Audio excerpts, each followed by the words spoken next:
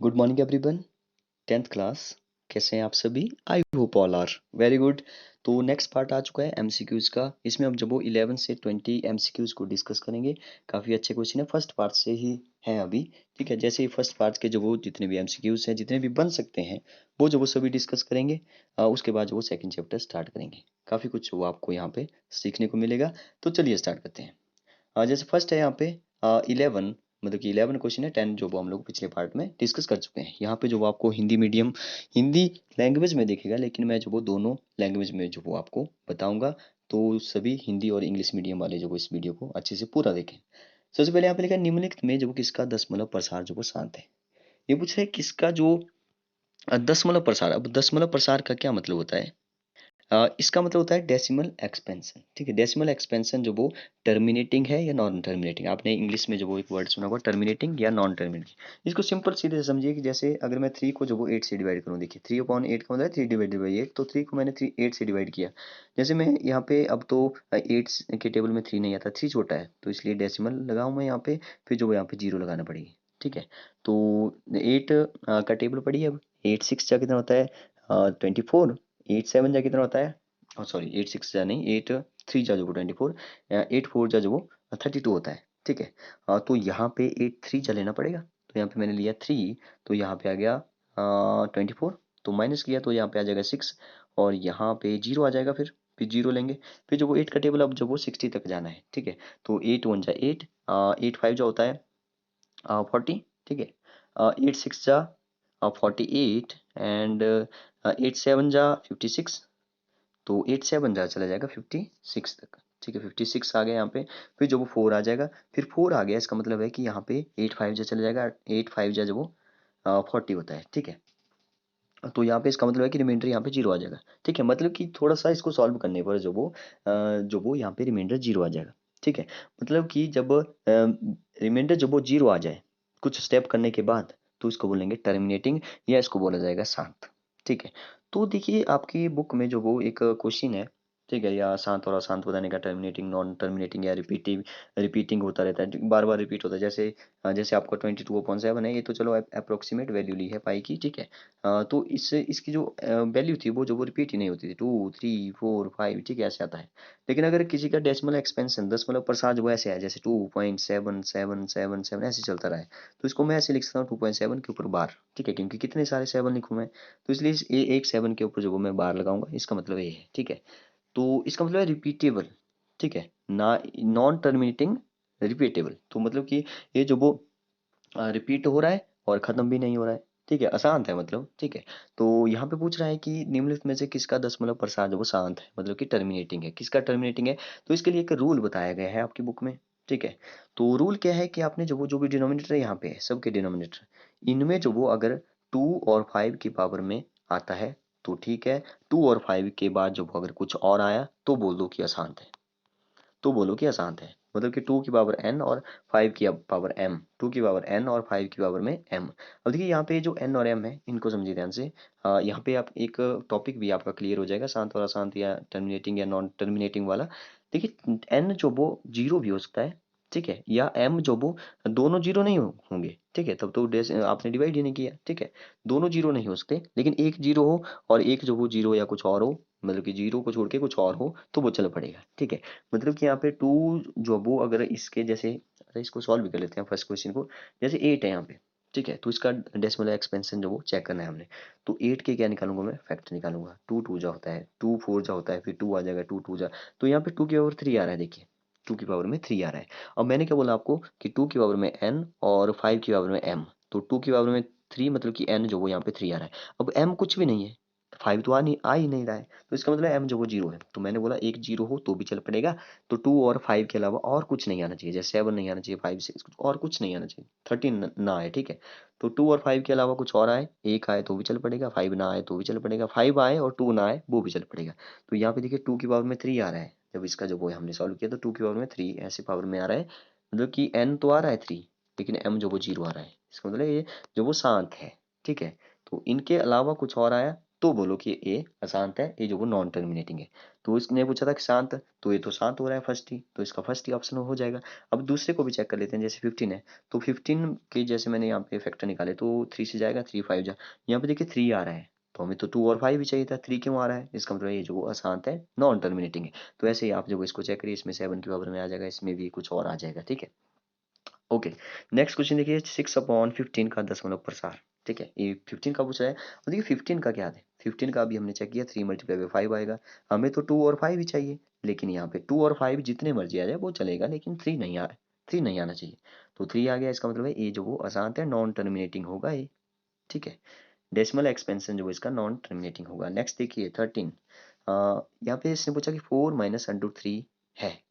देखिए मैंने बोला आपको कि टू अनरूट के नीचे जो भी पूर्ण वर्ग जो नहीं होना चाहिए, मतलब कि परफेक्ट स्क्वायर ना हो, जैसे 4 नहीं होना चाहिए क्योंकि ये 2 बन जाएगा। अगर 5 हो, वो जो वो एक अपरिमेय संख्या होगी, एक इरेशनल नंबर होगा, तो यहाँ पे √3 जो वो एक इरेशनल नंबर है। तो यहाँ पे 4 - √3 दिख तो रहा है, लेकिन जैसे एक और क्वेश्चन थे आपके, जैसे इनको जो प्रूव करना है कि इरेशनल नंबर, वैसे वो जो एक्सरसाइज शायद जो वो अब आपको एग्जाम में नहीं मिलेगा, क्योंकि कुछ 30% जो वो सिलेबस रिड्यूस हो चुका है, तो वो नहीं आएंगे अब क्वेश्चन, ठीक है। तो ठीक है, एमसीक्यूज तो आ सकता है, लेकिन उसमें से नहीं आएगा, तो ये एमसीक्यूज भी नहीं पूछा जाएगा इस बार। लेकिन फिर भी आप देख सकते हैं कि ये जो 1 2 3 एक अपरिमेय है, तो ये अपरिमेय ही होगी, ठीक है, अपरिमेय ही होगी। हाँ, मतलब कि रैशनल होगा, ठीक है। नेक्स्ट देखिए, क्वेश्चन नंबर 14 देखिए, क्वेश्चन नंबर 14 है, निम्नलिखित में से कौन अपरिमेय संख्या है, तो इसमें परिमेय संख्या पूछा है, अपरिमेय। हाँ, ये काफ़ी अच्छा क्वेश्चन है, देखिए। यहाँ पे इसने पूछा कि कौन सा जो वो इरेशनल है, अब ये इरेशनल वो होगा जो परफेक्ट स्क्वायर ना होगा। देखिए 36 है, यहाँ पे 6 का होता है, 64 है, 8 का होता है, 8 8 जो होता है, 1 तो 1 का स्क्वायर करेंगे, जितनी बार करेंगे 1 ही आएगा। तो 81 है, 9 9 जो होता है, मतलब कि ये सभी जो परफेक्ट स्क्वायर है इसके अंदर, इसका मतलब है ये जो वो परिमेय है, अंडरूट जो वो कट जाएगा, ठीक है, जब स्क्वायर आएगा अंडरूट से स्क्वायर कट जाता है, ठीक है, वर्ग से पूर्ण वर्ग, वर्गमूल जो वो कट जाता है, वर्ग से वर्गमूल कट जाता है, स्क्वायर से स्क्वायर रूट कट जाता है, ये अंडरूट कट जाता है, ठीक है। तो यहाँ पे जो 3 और 5 है, ये जो वो वैसे रहेगा, क्योंकि यहाँ पे 3 तो नहीं बन रहा है, किसको किसके साथ मल्टीप्लाई करें कि 3 आ जाए, नहीं, ऐसा कोई नंबर हमारे पास नहीं है। यहाँ पे 9/49, अब देखिए 7 7 जा होता है, 3 3 जा होता है, मतलब कि ये भी एक परफेक्ट स्क्वायर के अंडर ही आ रहा है, इसका मतलब है ये जो परिमेय है, लेकिन 3/5 नहीं है, ठीक है, अंडरूट के नीचे 3/5 नहीं है, इसका मतलब ये जो वो हमारे पास एक इरेशनल है, अपरिमेय है। क्वेश्चन नंबर 15 देखिए, निम्नलिखित में से कौन सी अभाज्य संख्या है। अब अभाज्य संख्या को बोलते हैं हम लोग प्राइम नंबर, ठीक है, प्राइम नंबर जिसके सिर्फ दो इफेक्ट हो, जिसके सिर्फ दो ही गुणनखंड हो, एक 1 एंड एक इटसेल्फ। जैसे 6 के जो वो 2 से भी होता है, तो जैसे ही 1 और 6 के अलावा कुछ और आ जाए तो छोड़िए उसको, जो वो जो अभाज्य नहीं हो सकता, वो जो प्राइम नहीं हो सकता। जैसे इसमें जो वो 3 आता है, तो इसमें जो वो इसमें 15 है, इसमें भी 3 और 5 आता है, तो ये भी नहीं हो सकता है। 11 हमारे पास है, जो वो इसके दो इफेक्ट हैं, जैसे 1 और 11, बाकी और किसी के टेबल में नहीं आता है, तो 11 हमारे पास यहाँ पे एक अभाज्य संख्या हो जाएगी। आपको पता होना चाहिए सबसे छोटी अभाज्य संख्या जो वो 2 है, 2 और 2 ही एक हमारे पास सम संख्या है, इवन नंबर भी, इवन प्राइम नंबर भी 2 ही है। और अगर पूछे भाज्य संख्या मतलब कि कंपोजिट नंबर, तो सबसे छोटा जो वो 4 है, मतलब कि 2 से 2 या 2 से ज़्यादा जो वो फैक्टर हो जाए, तो उसका मतलब है वो जो वो भाज्य हो जाएगी, वो जो वो कंपोजिट नंबर हो जाएगा। क्वेश्चन नंबर 16 देखिए, दो परिमेय संख्याओं के बीच कितनी परिमेय संख्या हो सकती है, सॉरी, दो परिमेय संख्याओं के बीच कितनी परिमेय संख्या हो सकती है, ये काफी इंटरेस्टिंग क्वेश्चन है। तो इसके लिए तो आपको पहले पता होना चाहिए कि परिमेय संख्या होती क्या है। परिमेय संख्या होती क्या है, देखिए, परिमेय संख्या की डेफिनेशन है, या रैशनल नंबर की p/q के रूप में लिखा जाए, q जो वो जीरो ना हो, ठीक है, ये है इसकी डेफिनेशन। तो परिमेय संख्या, जैसे 1 और 2, ये भी तो परिमेय संख्या ही है, लेकिन मान लो ये जो वो इंटीजर है फिलहाल के लिए, या नेचुरल नंबर है या होल नंबर है, कुछ भी मान लो, पूर्ण संख्या है या प्राकृतिक संख्या, जो भी है, ठीक है। तो इनके बीच में देखिए एक परिमेय संख्या मैं निकालता हूँ, आपको पता है 1 और 2 के बीच में हाफ आता है, हाफ आता है ना, अच्छा सॉरी, 1 और 2 के बीच में हाफ नहीं आता है, यहाँ पे जो वो 3/2 आता है। अच्छा, इसको भी आप इग्नोर करें, 0 और 1 देखें, 0 और 1 देखें, आपको पता है 0 और 1 के बीच में हाफ आता है, और ये जो हाफ है, ये जो वो p/q की फॉर्म में है, ऊपर न्यूमरेटर जो वो 2 है, अंश जो वो 1 है, सॉरी 2 नहीं 1 है, अंश जो वो 1 है और हर जो वो 2 है, न्यूमरेटर 1 है, डिनोमिनेटर 2 है। तो यहाँ पे समझिए, ये जो वो परिमेय संख्या है, क्या मैं यहाँ पे और परिमेय संख्या निकाल सकता हूँ, अब एक बीच में निकालिए और कई सारी मैं निकाल सकता हूँ, ठीक है, 1/3 होगा, 1/4 होगा, 1/5, कितनी सारी, देखिए 3 4 5 आ रहा है, ये तो 3 4 5 काउंटिंग खत्म ही नहीं होगी। इसका मतलब है 0 और 1 के बीच में, या दो परिमेय संख्याओं के बीच में कई सारी है, 1 और 1/2 और 3 के बीच में भी कई सारे, जैसे 1/2 लिखा, 1/3 लिखा, तो इनके बीच में भी कई सारे, 1.2.1, 1. कई सारी निकल सकते हैं। अच्छा 1 0 और 1 के बीच में ही इनफाइनाइट है, अनंत है। तो ये पूछ रहा है परिमेय संख्या कितनी है, इनफाइनाइट है, अनंत है, ठीक है, बहुत सारी है। क्वेश्चन नंबर 17 देखिए, यहाँ पे पूछा है इसने कि 11/15 का दशमलव प्रसार क्या होगा। तो ये तो तीसरी बार क्वेश्चन पूछ लिया इसने शायद। 15 का आपने देखा 3 और 5 आ रहा है, तो 3 नहीं आना चाहिए, 2 और 5 ही आना चाहिए, ठीक है। तो 3 क्यों आ गया, इसका मतलब ये जो वो अशांत होगा, ये जो वो नॉन टर्मिनेटिंग होगा। देखिए इसका एक्चुअल में मतलब क्या है। एक्चुअल में मतलब ये है कि जब हम 3 को जो वो कहाँ चला गया वो, अच्छा 11 को जो 15 से, 11 को जब वो हम 15 से डिवाइड करेंगे, ठीक है, तो अशांत आ रहा है, मतलब कि इसका डेसिमल करते जाओगे स्टेप बाय स्टेप आगे चलते जाओगे, तो यही खत्म नहीं होने वाला, खत्म नहीं होने वाला। अगर ये खत्म हो जाए, रिमाइंडर 0 आ जाए, तब इसको शांत बोला जाएगा। लेकिन वहां पे 2 और 5 का होना जरूरी है, ये जो वो रूल्स बन चुके हैं पहले से ही, ठीक है। तो इसका मतलब ये जो वो खत्म नहीं होगा, आप चलते जाओगे, या तो रिपीट होगा आगे जाके जैसे 2 2 2 2 2, या तो जो वो रिपीट ही नहीं होगा, ठीक है। तो ये जो वो एक नॉन टर्मिनेटिंग है, रिपीट है, अशांत है, सॉरी। क्वेश्चन नंबर 18 देखिए, निम्नलिखित में से कौन अपरिमेय संख्या है। तो कौन जो वो अपरिमेय पूछा है इसने। तो अपरिमेय वो होती है जो अंडर रूट के नीचे परफेक्ट स्क्वायर ना हो, पूर्ण वर्ग ना हो। तो देखिए यहाँ पे 18 का जो सही आंसर है वो हो जाएगा सी। देखिए 2.5 हो जाएगा। अब देखिए क्यों, आपको पता है 64 जो 88 जो होता है, 66 जो होता है, ऐसे इसको सॉल्व भी कर लेते हैं, आपको शायद ना पता लगे। तो 88 जो होता है, तो यहाँ पे 8 का स्क्वायर लिखा, 36 जो 66 जो होता है, अब वो अनरूट है दोनों पर। अब अनरूट इस पर है, तो इसका इस पर, इसके ऊपर भी अनरूट है, इसके ऊपर भी अनरूट है। अब अनरूट से स्क्वायर कटा तो 8/6 आ गया, 8/6 आ गया, तो इसका मतलब है ए जो वो परिमेय संख्या बन गई, ठीक है। तो वैसे ही ए भी बन जाएगा 9 का स्क्वायर। यहाँ पे जो डेसिमल में है ए नहीं बनेगा, ठीक है। यहाँ पे भी बन जाएगा, देखिए 3 3 जा होता है, और यहाँ पे 49 जो वो कितना 7 7 जा होता है।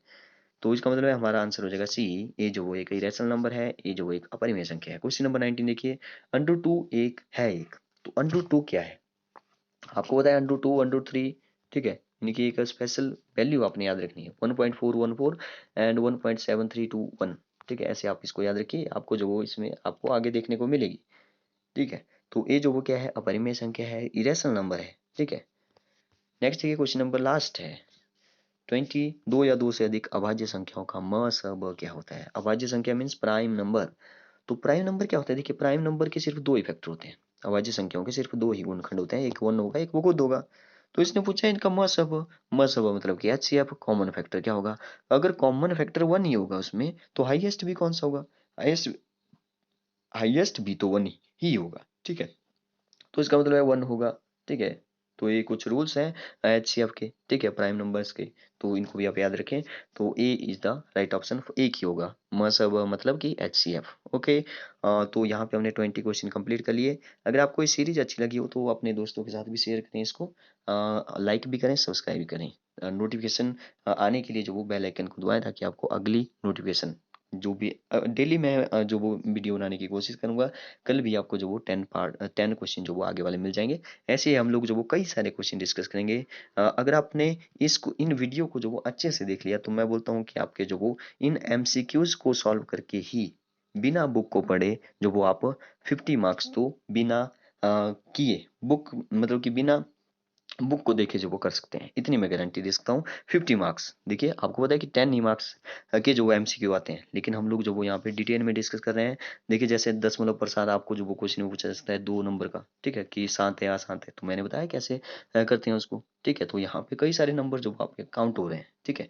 देखिए जो MCQs पूछे जाते हैं वो पूरे एक चैप्टर का निचोड़ होता है, ठीक है। जितना भी उसमें किया वो सारा उसमें निचोड़ आ जाएगा, ठीक है। तो जो भी क्वेश्चन होंगे एक्सरसाइज में, वो भी यहाँ पे आ सकते हैं, ठीक है। तो okay, thank you and have a nice day.